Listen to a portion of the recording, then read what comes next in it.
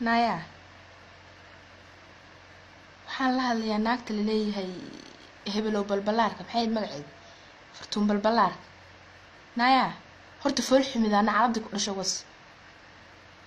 adduunka waxaa la yiri qofba qofku ka fool xun yahay waa ka kibir badan yahay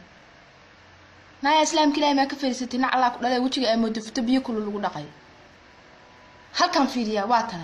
fiiriya waa tana naadu tira badnidaa mar aad dhahdid nin baa ii soo xiray surwaal mar aad dhahdid calool baa saan ah mar aad raadiyo ka hadashid mar aad nin ku dhagtid naadu ka tira badnidaa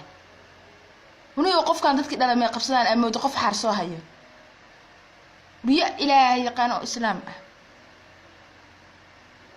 dad yaa horta sidaada bataatan yaa social media ku sameeyay sidaada bataatan yaa ku soo galiyay ma ninka bahal dhahaysa surwaal buleynaa ninka surwaalkiisa maxaa ku xiray hebelow toobtoob jareertaan iyo xamar yaa ka qabsada naa dadkii dhalay orda aada maxay waxaan wasaqda dhashay naa idin ka seexano calooshaan iyo naasahan is saaran islaamka ilaahay ka qarso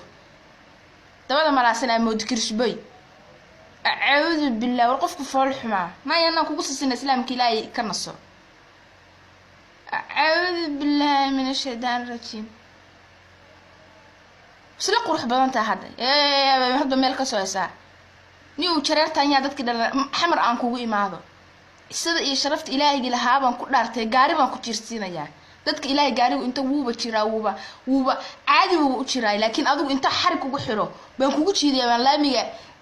iska bakaaraan kugu jiidiyaa wallahi diin kale ma haysatid qof iyo bishmaa balaqsan la aamoodo habar futadeed